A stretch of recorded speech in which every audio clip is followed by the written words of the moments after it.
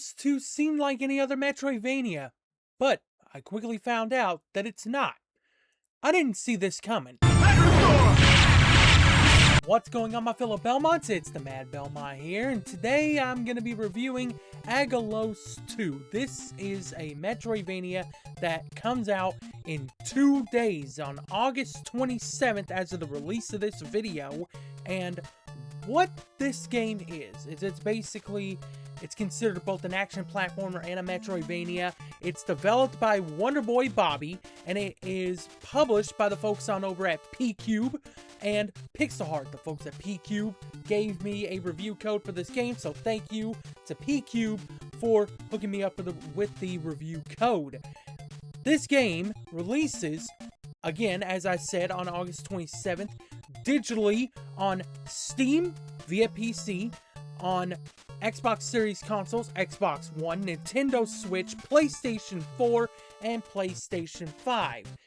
It also does have physical versions on both the PlayStation 5 and the Nintendo Switch, which you just saw right there on the screen.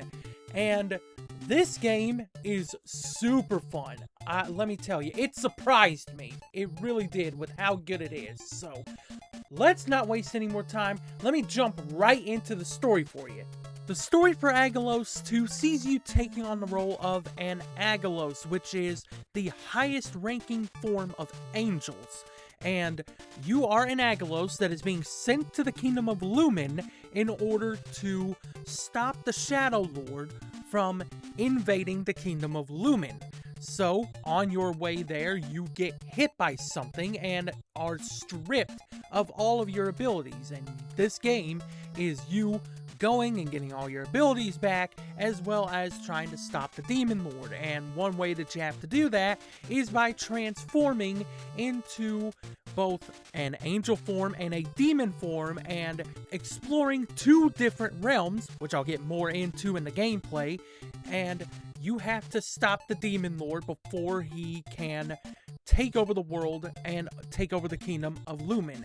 Very simple story here, but I really like how well executed it is. It definitely builds the lore of this realm of Lumen and all of the gods and everything like that, and it really makes me curious to see just what happened in the previous game, which is why I have to go back and play that game, because after playing this, I can tell you right now, I am super invested in this world. I'm super invested in the lore of this world, and I'm looking forward to kind of seeing how it all plays out. But enough about the story. That is enough about the story. I don't want to spoil any of it for you, so that's why I'm not going to delve too further into this, okay? I want you guys to play it for yourselves, because it is a pretty good story. I know that there are some Metroidvanias that have, like, Oscar-worthy storytelling. This one is not that, but it does have some really, really good storytelling, really good lore, and I want you all to experience it for yourselves. So, with that being said, let's get into the gameplay. The gameplay of Aggelos 2 sees you going from side to side in different areas. You can explore two different maps, like I said in the story section, and you have to also hit enemies in the face with your sword, or you can shoot them with a bracelet ability that you can get. And you can also make platforming a little bit easier by gliding with your wings and stuff like that. It's really cool, the abilities that you have in this game, and let's break this down, shall we? So, the gameplay itself, the combat, I love the combat. It is nice, it is smooth, it is responsive, it is very tight. I love how you can switch from, okay, let's say you want to take an enemy out from a distance, you can just shoot them with your bracelet ability. And there's no limit to how much you can shoot somebody, okay? You also have your sword that you can use, and that is also unlimited. There's no breaking weapons or anything like that, so that's a good thing to have. And being able to swap between the two on the fly and having it to where you can take out enemies in different ways really makes it so that you can tackle the different areas in the game differently. you can tackle each enemy encounter differently. And as you go along, you get more abilities and stuff like that to manage. You can do that, and it is so cool to see it all come together, and everything just flows perfectly. The pacing of this game, I feel, is phenomenal. I have not been bored one single bit playing this game. I have not been bored with the story. I've not been bored with the gameplay. The gameplay's fun. It has a lot of enemy variety because every single new area that you go into has a new set of enemies for you to deal with.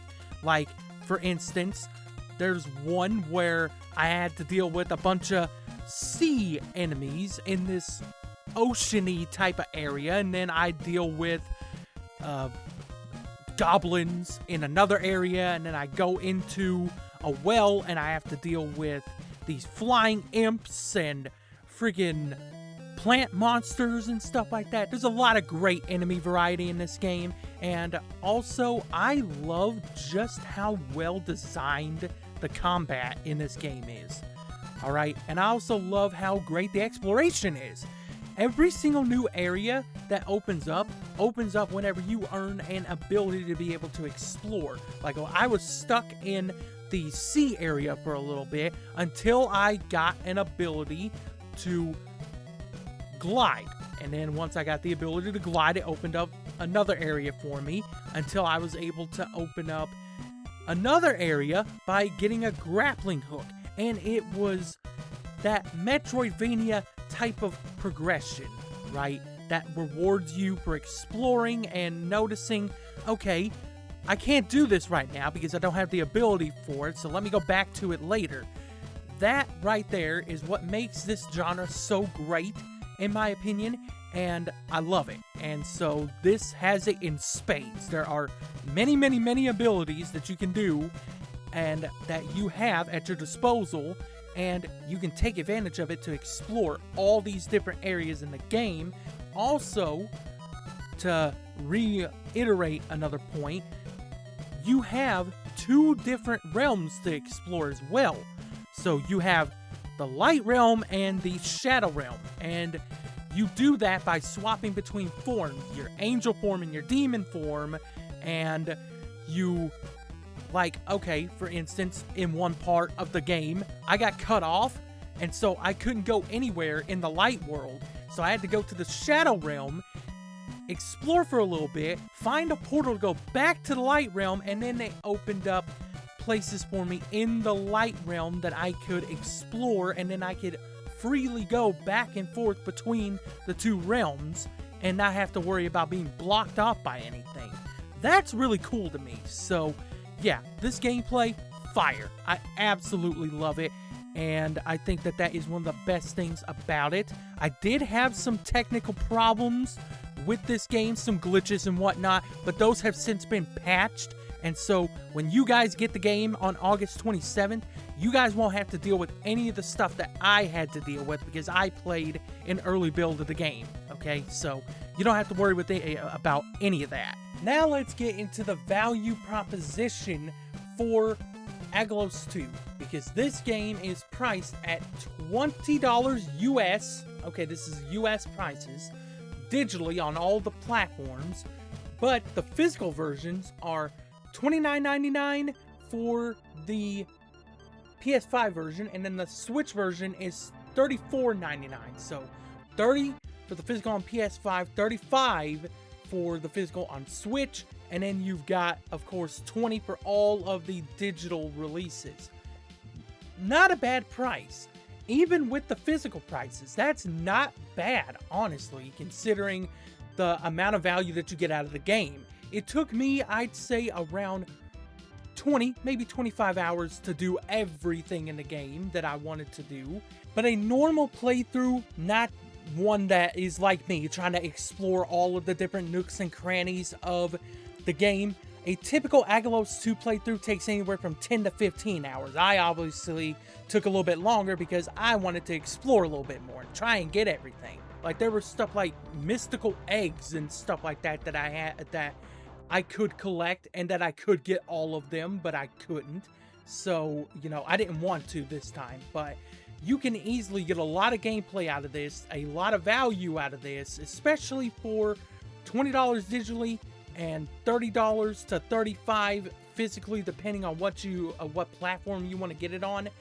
Very, very fair pricing. I do like the pricing of this game. I think that it is a great value for the product that you get in return. Now getting into my final thoughts on the game. I do think that this is a great game. This is a game that surprised the hell out of me, and it's one that I didn't see being as good as it was. You know, I got the review code and it looked alright, but I didn't expect anything more than just, okay, this looks like a decent game. And then I go into it and it's easily one of the best games I played this year. Like, that's how good this game is. And especially at the price that you're getting it at, it's a really good value. So, with that being said, my verdict on this game is